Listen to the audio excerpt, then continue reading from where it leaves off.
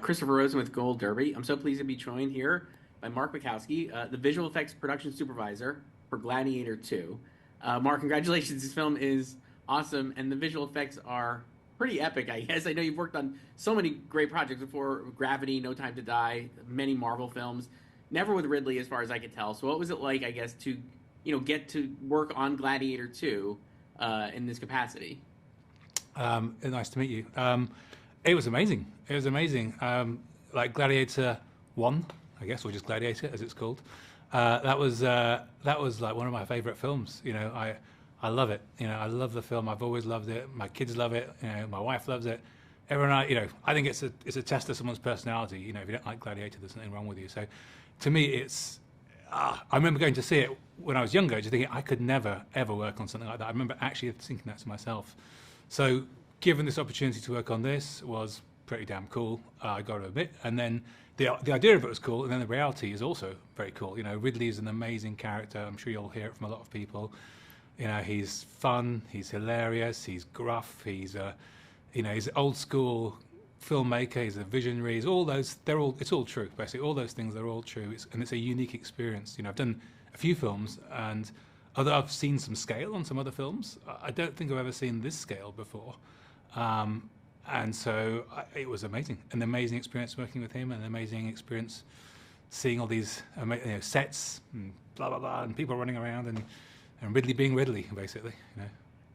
So like you said, obviously the first film was awesome. You saw it in the theater. I remember seeing it in the theater as well. I guess coming in terms of visual effects, the technology now is so much better than it obviously was then.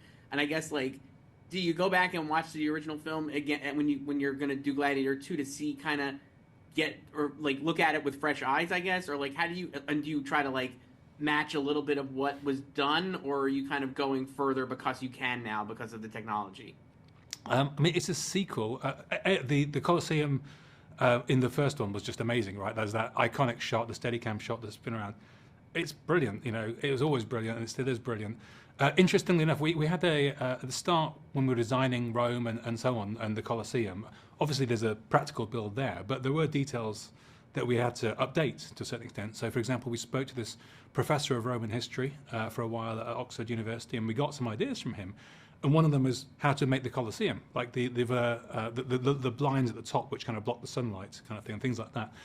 And we took his designs at first, and we went, okay, well, let's make this accurate to what it should be, in Roman times. And we put it into our shots, and we looked at it and we thought, ugh, it doesn't look right. It doesn't look like Gladiator. And although it might be technically correct, it didn't feel like it was the same movie. So we very much respected it. We adjusted things so that we pulled it back into the look of the original movie, specifically to do with the Colosseum, just to make sure it felt like the same, because it was designed artistically in the first place. There's a reason it looks like it does. It's because it looks good. It looks good on camera. The way the audience falls into darkness, the stripes of light and that sort of thing. All of that is designed by Ridley's eye, and so we were respectful towards it.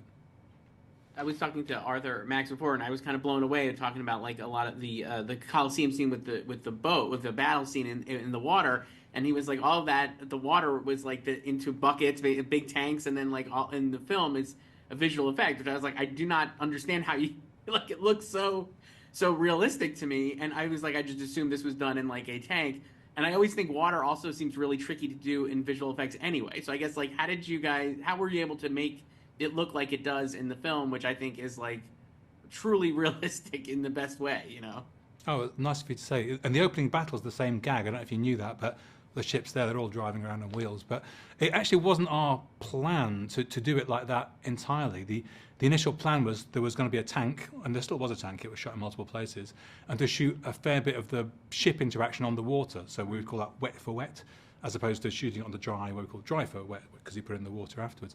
And we had planned to do a lot of the key interactions in the wet kind of thing, because you get it for real. Why wouldn't you do it that way? But then along came the actors' strike in the middle of this thing, basically, and we had this kind of week and a half kind of thing, where some of the stunties were still available, the crew was still available, but the actors were gone. So Ridley was just like, you know what, we're going to shoot the naval battle in the Colosseum, but the tank wasn't ready, so we had to shoot it in the dry, and we just went that way, and that kind of just And it looked good, to be honest. And that kind of just forced our hand slightly to go, right, well, now we've done half of it that way, the wide shots. We kind of don't want to mix and match the two things together. So that's what kind of forced us to go that way to a much larger extent than we did. But beyond that, I think it's just lots of careful study of different things. We had many a debate about what the water should look like with Ridley. That was, it was a fun journey. We started out murky, like that. We used the canals of Venice as our reference, kind of saying, look how murky and dark and green they were. And then Ridley was pushing us, going, no, look at my swimming pool, sending us pictures of the swimming pool. And we're like, oh, right, okay, went that way. And then in the end, it kind of got a compromise of the two kind of thing. So like everything, it's kind of, it develops over time. And as you put it into more and more shots, you learn more and more, and you make it better and better. And you kind of go back and you improve everything and pull it up to the right level. Yeah, it's amazing. Also, obviously, there's so many animals in the film that I'd imagine are also not like as real as they look. Not real. Like the baboon with alopecia, I believe, Yes. right? Is like a vicious baboon. Yeah. The rhino. Yeah. Sharks in this sequence that we're just Sharks. talking about in the Colosseum. I like all of these things. I'm sure take so much time to get right, especially like with the baboon. I'd imagine because that is in such a key scene with Paul's character. I guess like what is that process like, and how long does something like that take? Especially knowing that it's going to be, like the sharks and stuff. You could maybe not that you would, but you could like they're not as focal point necessarily as the baboon, which is just like right there and has to look pretty great because it's such a key scene. So I guess like how do you kind of like make that work? You good you brought up the alopecia thing, because that was Ridley saw Connor O'Sullivan showed him this picture of this baboon with alopecia, and he was, I want that. I'm like, oh God, all right, because it's most people are used to baboons with hair, so it's a Yes. It takes a bit of like, what the hell's that kind of thing, which takes a bit of but once you get past that, we matched this. We had a reference of this baboon with alopecia with a moving image, and we kind of matched its muscle tone and everything like that. So it's just a very unusual looking creature.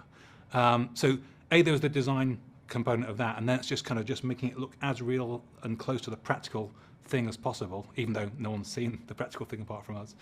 And then it's on the day, it's kind of working to get the performance right.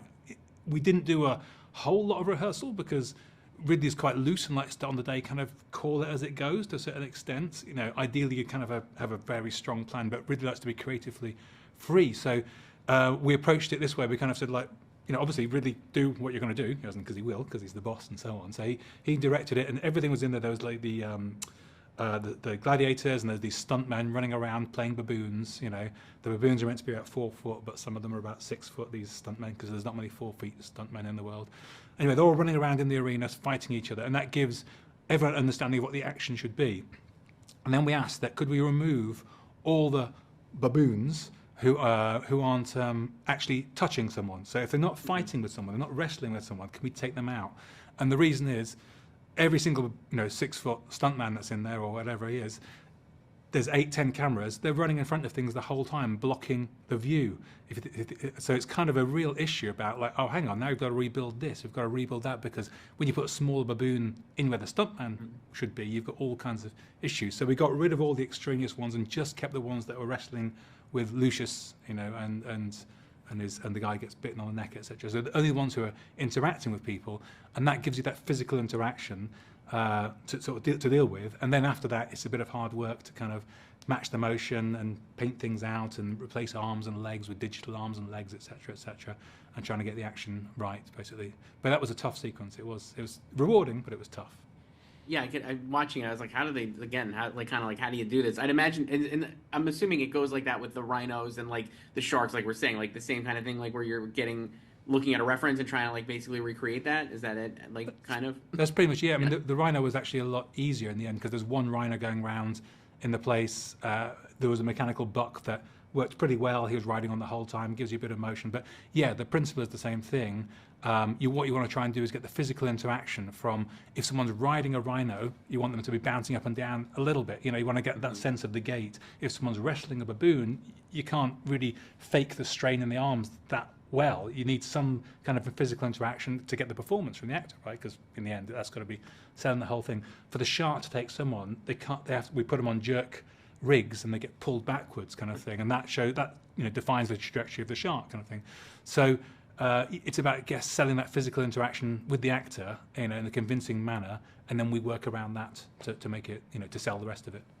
how important? I mean, obviously, it sounds like yes, but across this, like obviously, I think like we're really builds these sets. Like I think he's like maybe the last guy who's going to be doing this kind of like epic filmmaking, right, at this scale, where just building like massive sets and having hundreds of extras and stuff.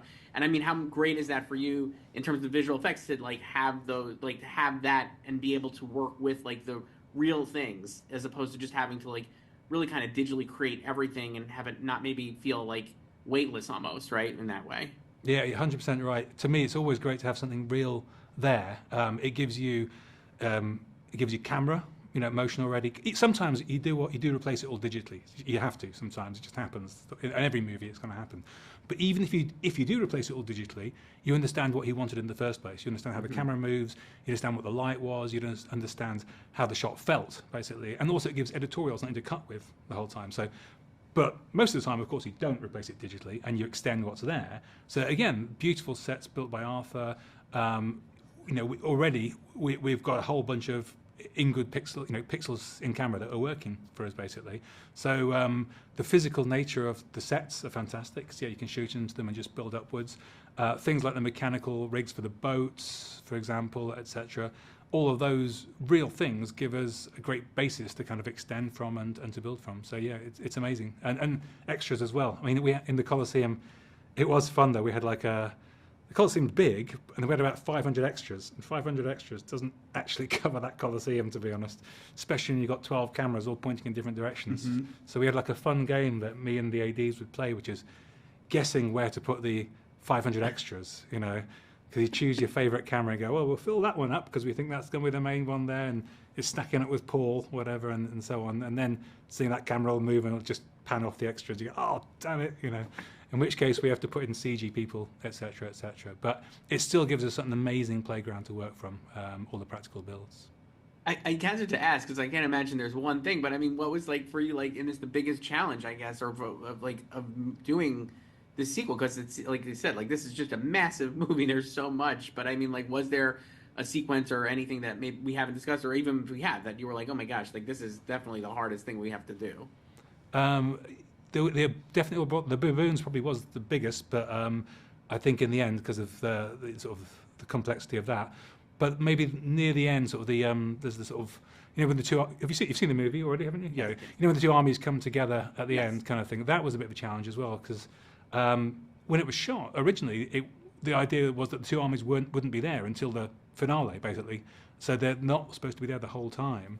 And then afterwards, there was a decision made, okay, we actually need the armies to be in all these shots. And there was various pickup shots done back in the UK in Suffolk. So you have the green fields of England intercut with Malta, and then we have to add armies into all that as well. So that was really challenging to kind of just to get over that level of believability that that there's this huge army of thousands of people there in the background of all these shots.